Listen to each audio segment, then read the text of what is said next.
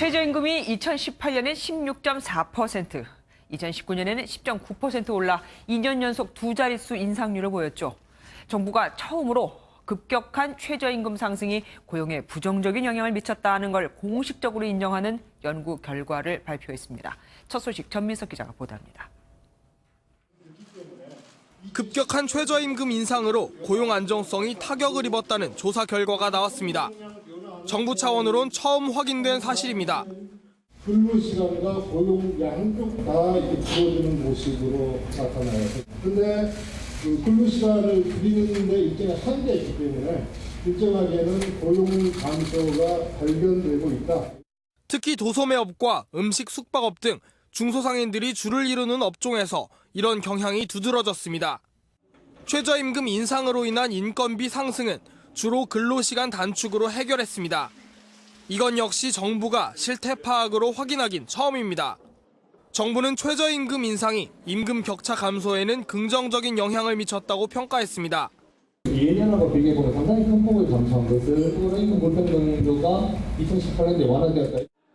다만 임금 격차가 지속적으로 감소할 경우 근로 의욕이 떨어질 수 있다는 우려도 덧붙였습니다. MBN 뉴스 전민석입니다. 그런데 이상한 게 있습니다. 방금 들으신 대로 정부는 고용은 줄었지만 그렇지만 임금 격차는 많이 줄었다고 하고 있죠. 그런데 이건 당연한 거 아닐까요? 직업을 잃은 사람들 외에 남은 사람들은 최저임금이 올랐으니까요. 토론에 나온 참석자들이 반박했습니다. 민경현 기자입니다. 토론 참석자들은 최저임금 인상으로 인한 임금 격차 감소에 문제를 제기했습니다. 최저임금 인상으로 근로자 수 자체가 줄었다는 사실을 고려하지 않았다는 지적입니다. 최저임금이 독특한 한상을 말하는 시장에서 이탈되는 근로자분들이 소득까지 고민한다면 조금 더 포괄적인 연구가 필요하지 않나 하는 생각을. 통계청이 발표한 고용률을 살펴봤습니다. 지난 2009년 이후 줄곧 오름세였던 고용률은 최저임금이 급격하게 올랐던 지난해 처음 하락 반전했습니다. 고용률이 최저임금 인상에 어느 정도 영향을 받았다는 반증으로 보이는 대목입니다. 최저임금 급상승에도 살아남은 근로자들은 임금이 늘 수밖에 없다는 점에서 정부의 설명은 부족한 점이 있어 보입니다. 실제 고용이 유지가 되었을 때, 그리고 고용이 유지가 되지 않았을 때 이제 이 데이터가 달라질 수밖에 없다는 것이죠. 파트타임이라든지 하청일 경우에는 사실 일자리가 잃어버리는 그런 상황들도. 정부가 지나치게 낙관적으로 자료를 해석한 게 아니냐는 비판이 나옵니다. MBN 뉴스 민경영입니다. 이쯤 되니 다른 것도 아니고 여권 내에서도 내년 최저임금 인상률은 한 자릿수에 그쳐야 한다는 목소리가 나옵니다. 그래서 내년 최저임금 인상률은 3, 4% 수준에서 이루어질 것으로 보이는데 지난 2018년 16.4%, 올해 10.9%에 비하면 훨씬 완만한 인상으로 3%가 인상되면 8,600원이 됩니다. 애초 문재인 대통령의 공약처럼 2020년 최저임금 만원 시대가 되려면 내년도 인상폭은 19.7%, 역대 최고치로 잡아야 하지만 그렇지 않고 이렇게 3%씩만 올린다면 문재인 대통령의 임기가 끝나는 오는 2022년까지는 주요 수당을 제외한 최저임금은 만원 문턱을 넘지 못합니다. 하지만 자영업자 사이에서는 3, 4% 인상도 버겁다는 목소리가 나옵니다. 서영수 기자가 현장의 목소리를 들어봤습니다. 서울 인사동에 있는 한정식 집입니다. 올해 최저임금 인상으로 5명이었던 종업원을 4명으로 줄였지만 이젠 종업원들의 근로시간도 줄여야 할 판입니다. 부족해진 일손을 채우는 건 가족들의 몫입니다. 우리 딸도 바쁠 때는 일손이 부족하니까 퇴근하고 와서 가게로 와가지고 저녁까지 같이 일손 도와주고 막상 애들하고 집에 들어가면 힘든다고 얘기들 해요. 다른 곳도 별반 다르지 않습니다. 기본적으로 2명씩 줄였어요. 줄이면서 가족들 동원하고 파출부도 한타임 세력을 반타임만 쓰고. 구직자들도 괴롭기는 매한가지입니다. 서울의 한 직업소개소에서는 올해 12시간짜리 일자리가 600개 가까이 줄어들었습니다. 종이를 원하는 사람들이 대부분 많은데 돈이 꼭 필요한 사람들이 많으니까 일거리가 없으니까 그냥 반타임만 받아가지고 그냥. 쉬지 못하는 고용주와 쪼개기 알바를 전전해야 하는 근로자 모두 내년도 최저임금 인상이 두렵기만 합니다. MBN 뉴스 서영수입니다. 경기도 의정부 아파트에서 일가족 3명이 숨진 채 발견돼 누가 범행을 저지른 건지 의문이 꼬리를 물고 제기됐죠. 국과수 부검 결과 50대 가장이 부인과 딸을 살해한 뒤 스스로 극단적인 선택을 했을 가능성에 무게가 실리고 있습니다. 노태영 기자입니다. 경기도 의정부의 한 아파트에서 일가족 3명이 숨져 있다는 신고가 들어온 건 어제 오전 11시 반쯤. 중학생 아들이 누나 방에 들어가 보니 아버지와 어머니, 고등학생인 누나가 모두 흉기에 찔린 채 숨져 있었습니다. 아들은 경찰에서 자신은 새벽 4시까지 학교 과제를 했고 잠들기 직전 아버지와 대화를 했다고 진술한 것으로 전해졌습니다. 국과수 부검 결과 숨진 3명 모두 목 부위에 찔린 상처와 베인 상처 등이 발견됐고 사인으로 판정됐습니다. 특히 가장의 시신에서는 자해전 망설이는 흔적이, 딸의 시신에서는 흉기를 막으려 하는 흔적이 발견됐습니다.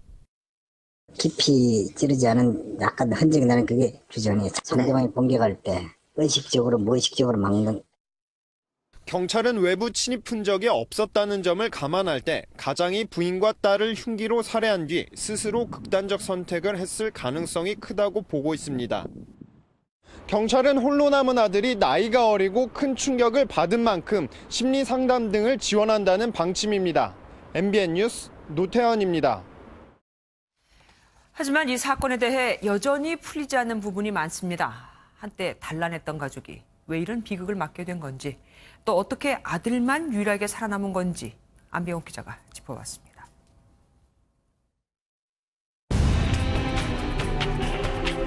숨진 일가족은 평소 다툼 없이 화목한 사이였습니다.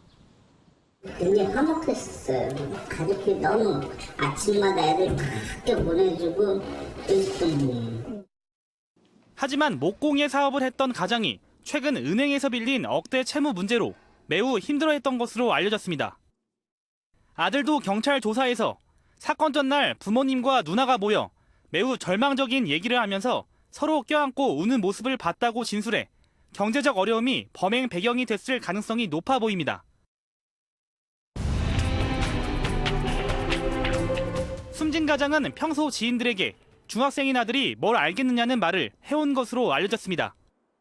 가장이 경제적 어려움으로 가족과 함께 극단적 선택을 했다면 그 과정에서도 막내인 아들을 일부러 배제시켰을 가능성이 있는 겁니다. 피의자가 아버지고 거라면 그래서 아마 그런 이유 때문에 걔까지 어떻게 하려고는 안 했던 거 아닌가 이런 생각은 해봅니다. 한편에선 어린 아들에 대한 혈족 보존의 심리가 작동했을 수 있다는 분석도 나옵니다.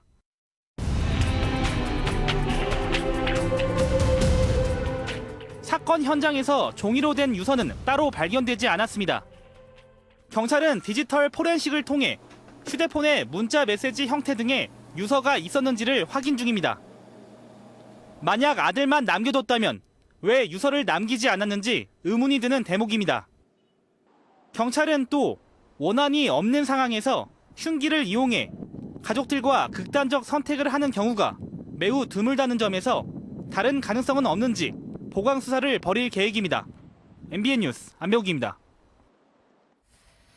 왜 진짜 독재자인 북한 김정은에게는 독재자라는 말을 못하고 나에게 독재자의 후예라고 하는가? 그런 대통령은 오히려 독재자의 대변인을 하고 있지 않은가? 황교안 자유한국당 대표가 이렇게 주장하자 이번엔 청와대가 반발했습니다. 권용범 기자입니다. 독재자의 후예가 아니라면 5.18을 다르게 볼 수가 없습니다. 자유한국당을 겨냥한 독재자 발언에 침묵했던 황교안 대표가 문재인 대통령을 향해 직격탄을 날렸습니다. 진짜 독재자의 후예에게는 말 한마디도 못하니까 여기서 지금 대변인이라고 하고 있지 않습니까? 제가 왜 독재자의 후예입니까? 황 대표는 이를 두고 대변인 짓이라고는 하지 않았다며 한 발 물러섰지만 대변인 짓이나고 있다라고 말씀하신 거예요? 내가? 내가 무슨 대변인 짓이라니. 아니죠. 어이 그럼 무슨 소리.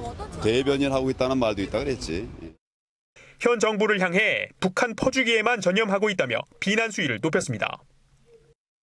문 대통령을 겨냥한 황 대표의 독재자 대변인 발언에 청와대는 반발했습니다. 고민정 청와대 대변인은 정치 혐오를 불러일으키는 발언이라며 말은 그 사람의 품격을 나타낸다고 밝혔습니다. 여당인 더불어민주당도 도둑이 재발절인 격이라며 청와대에 힘을 보탰습니다. 공당의 대표가 할 짓입니까? 남북관계와 한반도 평화에 대한 일말의 책임의식도 없는 발언입니다. 자유한국당 지도부에서 2달여 만에 또다시 김정은 대변인 발언이 나오면서 독재자 공방에 불이 붙는 모양새입니다. MBN 뉴스 권용보입니다. 어제 여야 3당 원내대표가 맥주잔을 기울이며 국회 정상화 방안에 머리를 맞댔지만 나온 건 없었죠. 이인영 민주당 원내대표가 패스트트랙 처리에 유감 표명을 검토할 것이라는 말도 나오고 나경원 한국당 원내대표가 이 원내대표의 발언을 궁금해하며 분위기는 좋게 흘러가는 것 같은데 적어도 지금 겉으로는 강대강입니다. 조창원 기자입니다.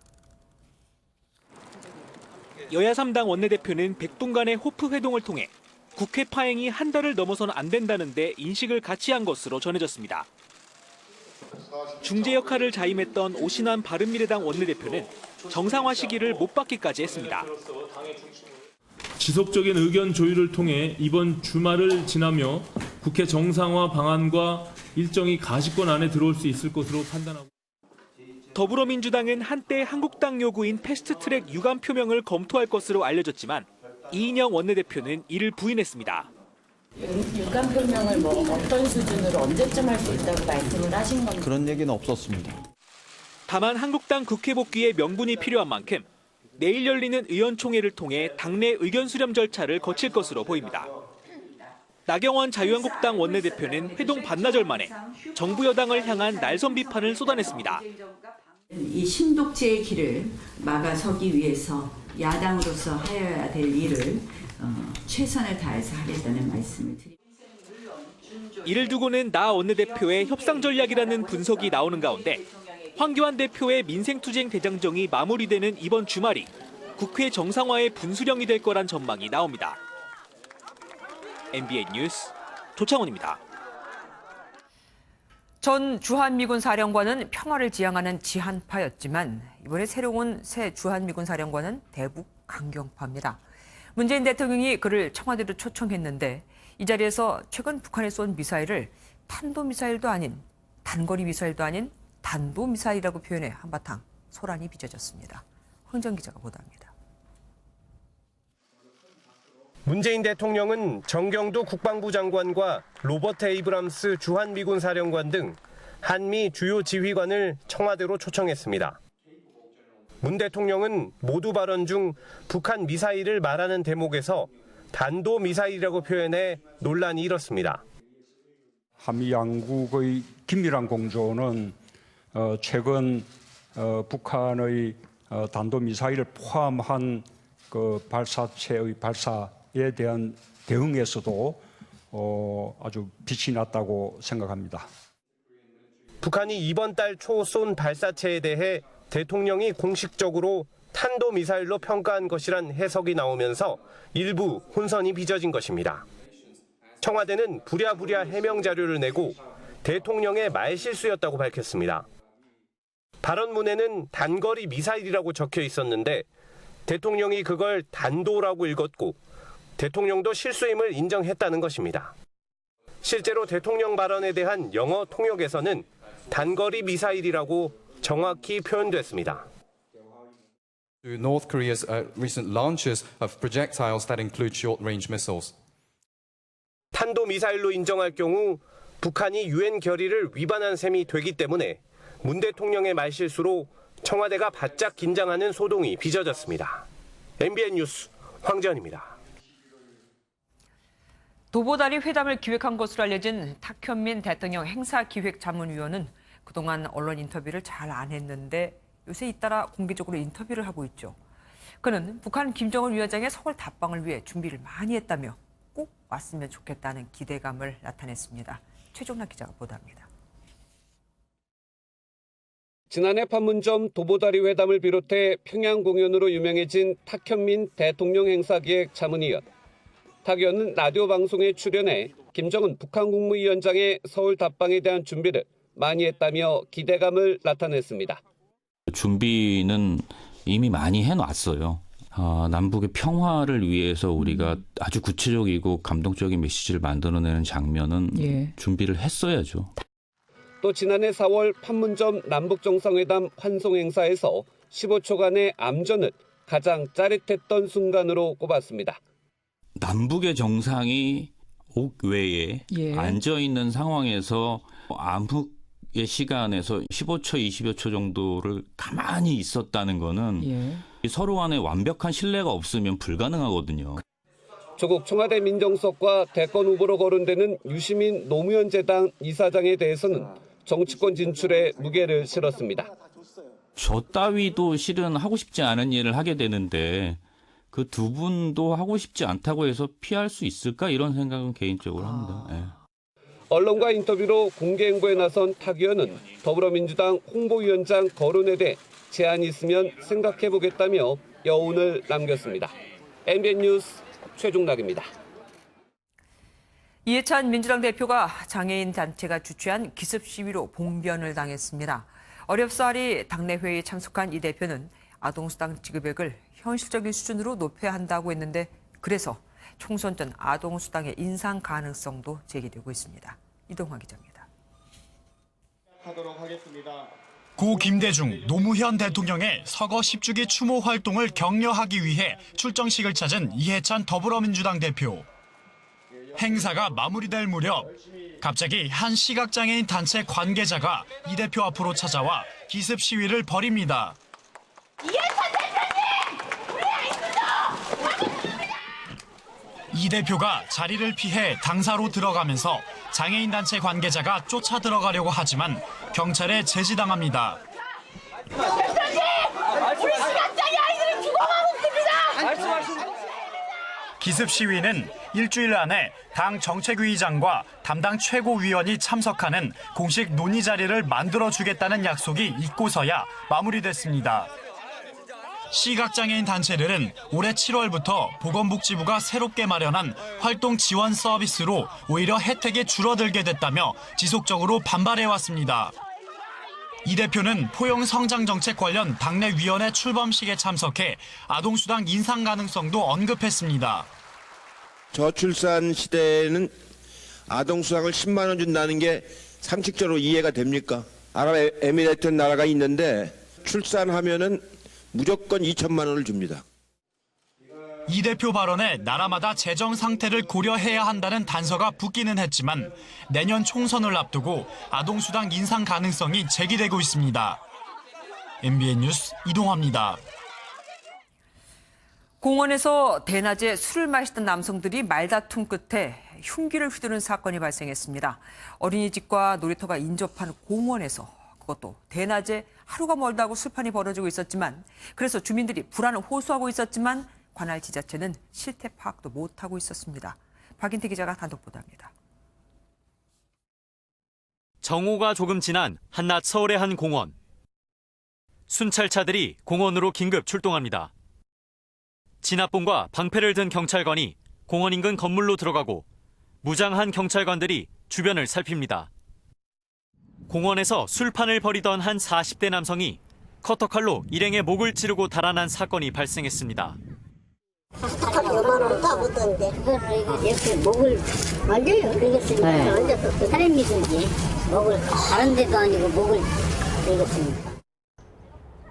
흉기까지 사용된 다툼은 사람들이 자주 오가는 공원 한복판에서 벌어졌습니다.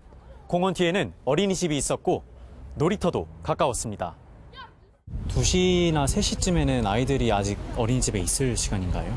네, 아마도 초미이들 하원하고 나면 많이 놀긴 한데 이들은 평소에도 아침부터 공원에서 술판을 벌였지만 관리를 해야 할 관할구청은 실태 파악도 못하고 있습니다.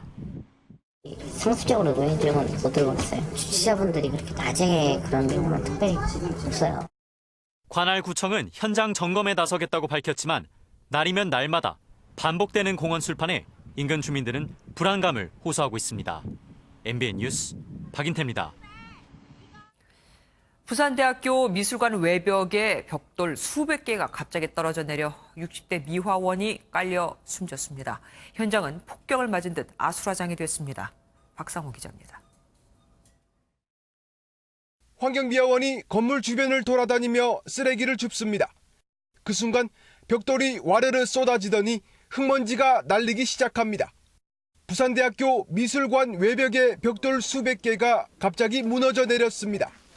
건물 전체에 우를 정도로 났었어요. 부서진 벽 그층 애들은 그렇게 느낀 것 같아서 지진 난 것 같다고. 미화원은 피할 겨를도 없이 벽돌에 깔려 숨졌습니다. 사고 당시 이 건물 안에선 40여 명이 수업을 받고 있었습니다. 하마터면 더 큰 인명피해가 날 뻔했습니다. 출입을 완전히 통제했습니다. 지금도 그 추가 붕괴 우려가 있어서 지하 1층, 지상 5층인 미술관은 지은 지 26년 된 건물이었습니다. 대학 측은 지난해 건물 안전 점검 결과 관찰이 필요한 B등급을 받았지만 붕괴 조짐은 전혀 없었다고 밝혔습니다. 경찰은 목격자와 학교 관계자를 상대로 사고 경위를 조사하고 있습니다. MBN 뉴스 박상호입니다.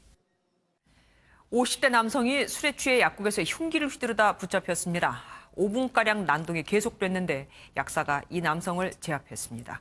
안진우 기자입니다. 한 남성이 흉기를 휘두르고 또 다른 남성이 의자를 방패 삼아 간신히 막아냅니다. 술에 취한 50대 남성이 약국에서 흉기 난동을 부렸습니다. 5분가량의 대치 끝에 범인은 제압됩니다. 난동범을 제압한 남성은 약국에 약사했습니다.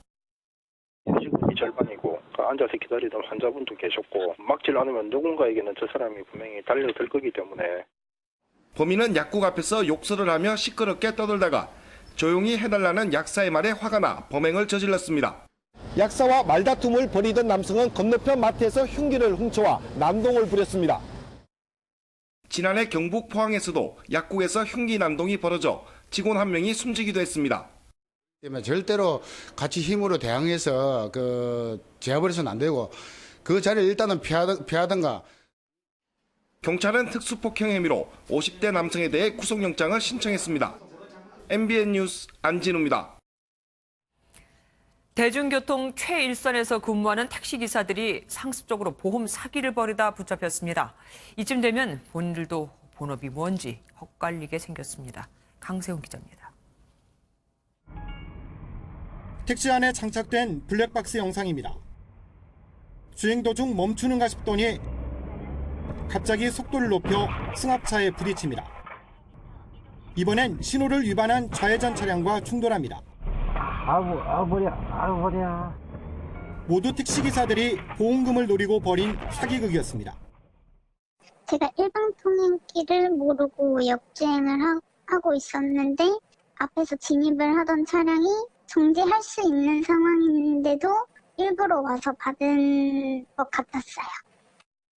전북 전주의 한 택시회사 조합장과 운전기사 등 50여 명은 교통법규 위반 차량에 고의로 부딪혀 보험금 3억 7천만 원을 타냈습니다.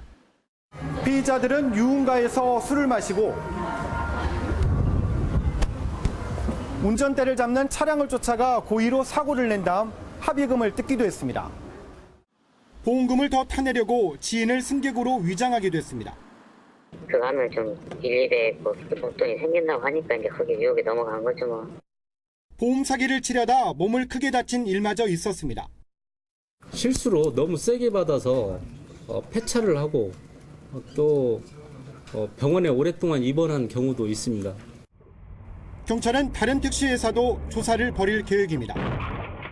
MBN 뉴스 강세훈입니다.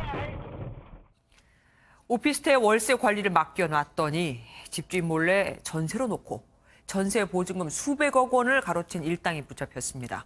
이들이 관리하고 있는 오피스텔은 전국에 1,000개가 넘으니 피해자가 얼마나 더 있을지 아직 모릅니다. 김명현 기자가 보도합니다. 직장인 박모 씨는 천안 도심에서 전세 오피스텔에서 거주해왔습니다. 그러던 박 씨는 집주인에게서 황당한 전화를 받았습니다. 그래서 저는 전세로 계속 알고 있었는데 알고 보니 그게 월세였었으니까 당황했죠. 알고 보니 계약을 맺은 사람은 집주인이 아닌 주택관리업체 대표 이모 씨였습니다. 이 씨는 6년 동안 이 사무실에서 오피스텔 분양과 위탁관리 사업을 해왔습니다. 집주인의 월세 관리를 하기로 한 이 씨는 세입자 박 씨에게 전세보증금 7천만 원을 받아 챙겼습니다. 집주인에게는 매달 월세를 보내다가 최근 월세가 끊기면서 사기 행각이 드러났습니다. 이런 수법에 피해를 본 오피스텔은 전국적으로 1,100세대에 피해 금액은 300억 원을 넘습니다. 다른 사업 한다고 이 사람 자력으로 돌려줄 건 없는 걸로 지금 저는 파악하고 있어요. 경찰은 업체 대표 이 씨 등 2명을 구속했지만 집주인과 세입자 간 법적 다툼은 불가피해 보입니다. MBN 뉴스 김영현입니다. 바로 집 앞에 주민센터와 보건소, 파출소까지 다 있는데 매일 천리길을 돌아가야만 하는 주민들이 있습니다. 북쪽동은 경기도로, 남쪽동은 서울시로 행정구역에 나뉘어진 한 아파트 단지 얘기입니다. 손하늘 기자가 현장 취재했습니다. 검진을 받기 위해 의정부의 관할 보건소를 찾는 할아버지가 아파트 단지를 나섭니다. 노원구 보건소가 지척에 있지만 전철을 탄 뒤 또 갈아타고 내려서 다시 걸어가니 비로소 관할 보건소가 보입니다. 계단을 오르니까 무릎도 아파도 어쨌든 보건소를 가야 되잖아요. 달달이 가서 약도 타오고. 마을버스 한 번이면 가는 동네 보건소를 두고 의정부시 보건소까지 오는데 46분이나 걸렸습니다. 이런 촌극이 벌어지는 건 같은 아파트지만 단지에 따라 경기 의정부시와 서울 노원구로 나뉘어 있기 때문입니다.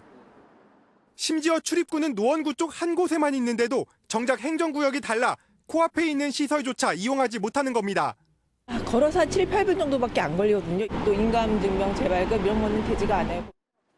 매일 아침 초등학교까지 찻길을 여러 번 건너 통학해야 하는 아이들도 예외는 아닙니다.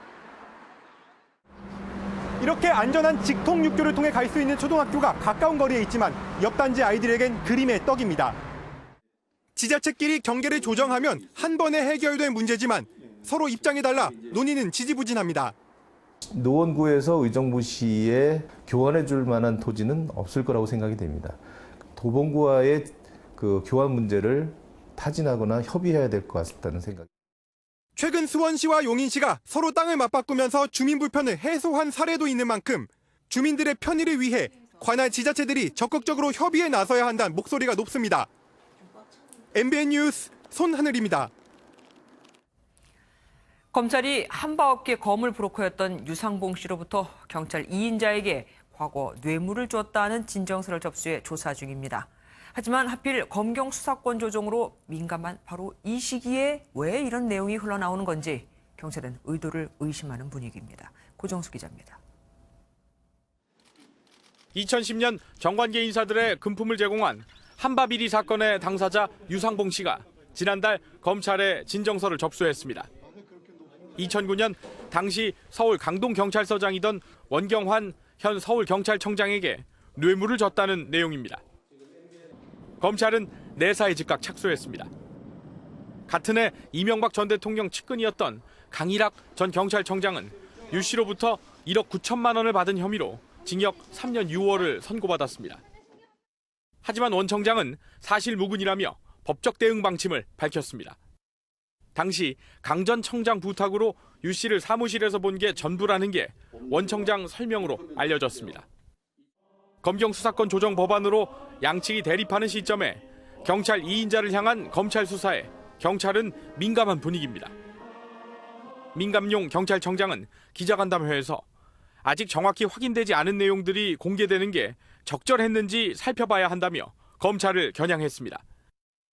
이낙연 국무총리는 미진한 결과를 내놓은 버닝썬과 장자연 조사를 거론하며 검찰과 경찰을 모두 비판했습니다. 검경은 지금도 자체 개혁에 적극적이지 않아 보입니다.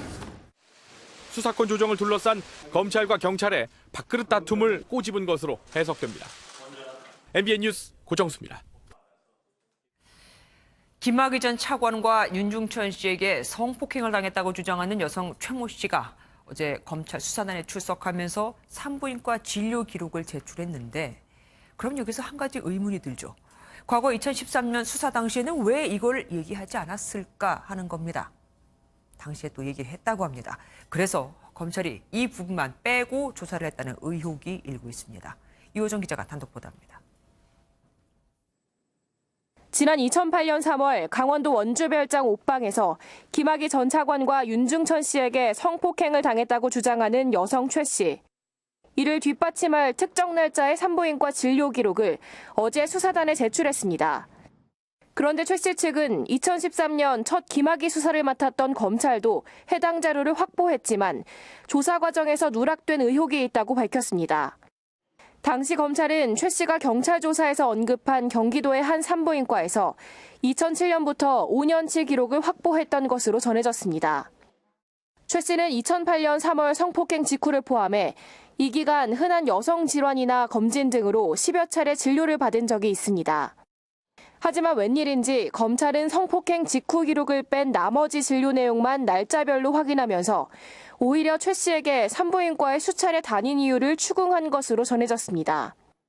검찰은 심지어 최 씨와 별장에 함께 갔다가 김 전 차관을 받고 성폭행까지 당할 뻔했다고 경찰에 진술한 친구 A 씨에 대한 조사도 전혀 하지 않은 채 별장에 간 적 없다고 주장한 김 전 차관의 손을 들어줬습니다. MBN 뉴스 유호정입니다. 유관순 열사가 3.1운동에 나서기 1년 전쯤 모습으로 추정되는 학창시절 사진 2점이 최초로 공개됐습니다. 지금까지 알려진 모습은 서대문 형무소에 입소할 당시 고문으로 다소 부은 모습이었는데 이번에 공개된 사진은 훨씬 밝고 앳돼 보입니다. 지금으로 치면 초등학교 입학 때 모습도 있거든요. 회준희 기자 보도합니다.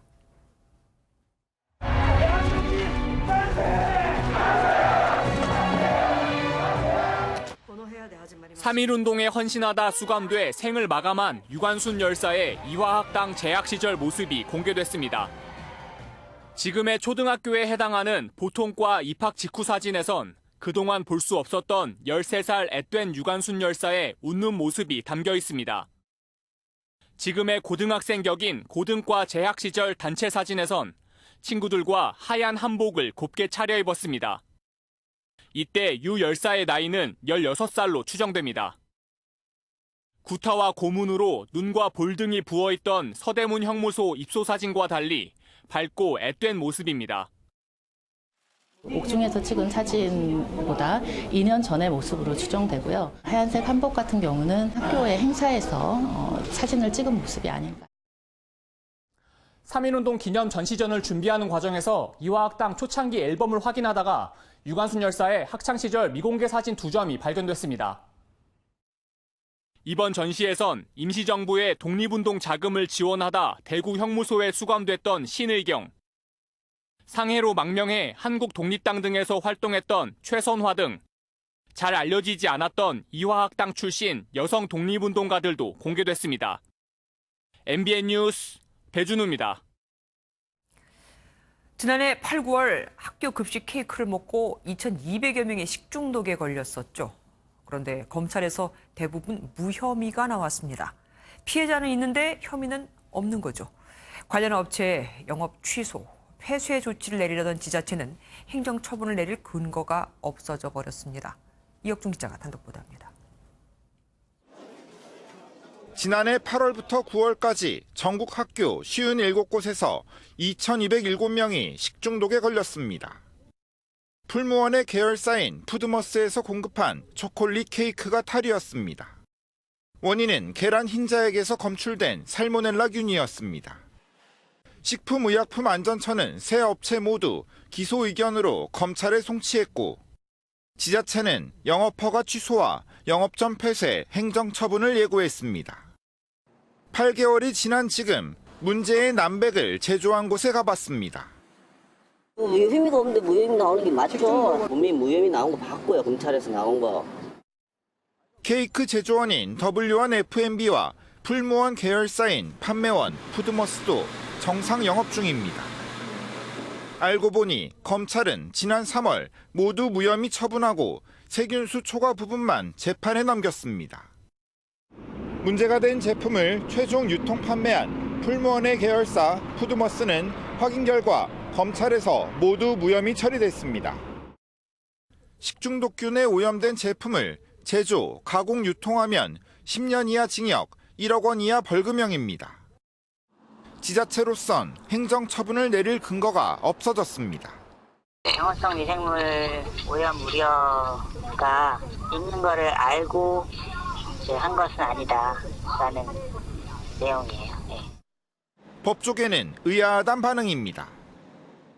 실제로 이런 행정형법의 경우에는 고의가 아닌 중과실이나 관리 부실이 있을 경우에는 대다수의 경우 위법으로 처벌을 받고 있습니다.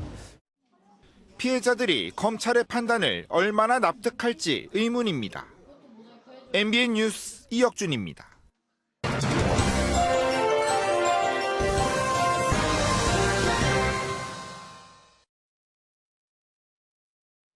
그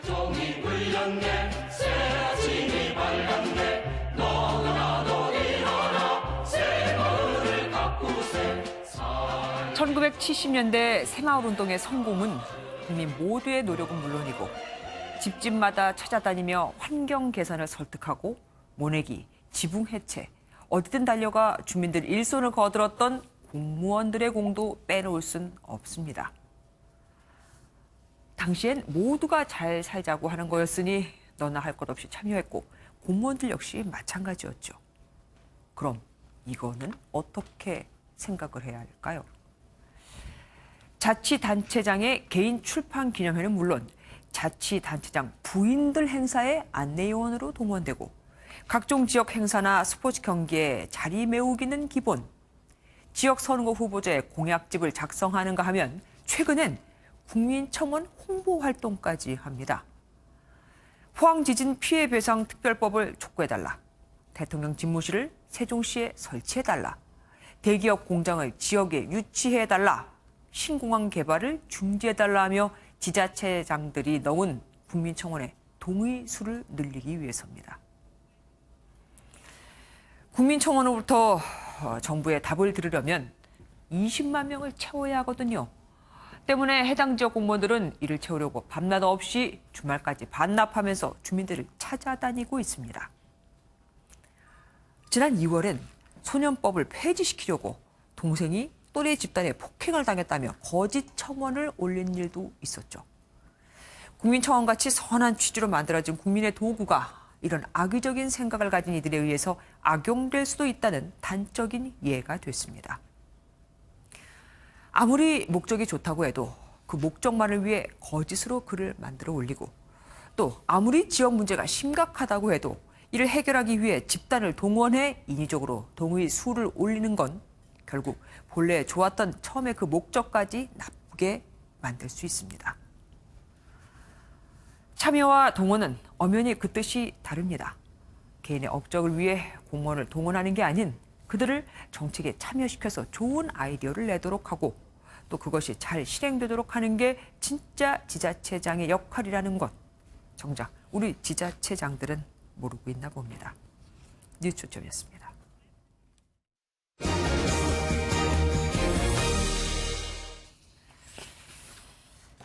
미중 무역 분쟁 여파가 현실화되는 걸까요? 중국으로의 수출이 큰 폭으로 줄면서 경제 버팀목인 수출 전체가 휘청거리고 있습니다. 경제경협개발기구 OECD는 우리나라의 성장률 전망치를 0.2%포인트 더 낮췄습니다. 이병주 기자입니다. 수출 전선에 빨간불이 켜졌습니다. 이달 1일부터 20일까지 수출은 257억 달러로 1년 전 같은 기간보다 11.7% 줄었습니다. 이 추세라면 수출은 6개월 연속 마이너스를 기록하게 됩니다. 특히 반도체 수출이 지난해보다 무려 33%나 줄었고 대중국 수출도 15.9% 급감하며 7개월째 하락세를 이어갔습니다. 국제 반도체 가격이 약세인 가운데 미중 무역 분쟁으로 중국이 원자재 수입을 줄이자 수출이 직격탄을 맞은 겁니다. 이 같은 상황을 반영한 듯 지난 3월 우리나라 경제 성장률을 2.6%로 전망했던 경제협력개발기구 OECD가 불과 2달 만에 2.4%로 0.2%포인트 하향 조정했습니다. 다른 기관들도 잇따라 우리나라 올해 성장률 전망치를 낮추고 있어 올해 정부의 목표치 달성에 먹구름이 끼고 있습니다. 상황이 엄중하게 흘러가자 정부는 추경안의 국회 통과와 무역금융 지원 등의 대책을 속도감 있게 추진하기로 했습니다. 무역 갈등이 심화됨에 따라 우리 경제에 미친 영향이 이전보다 훨씬 더 심각할 가능성이 있습니다. 하지만 미중 무역 분쟁이 장기화하면 수출 의존도가 높은 우리 경제의 타격은 불가피하다는 분석입니다. MBN 뉴스 이병주입니다.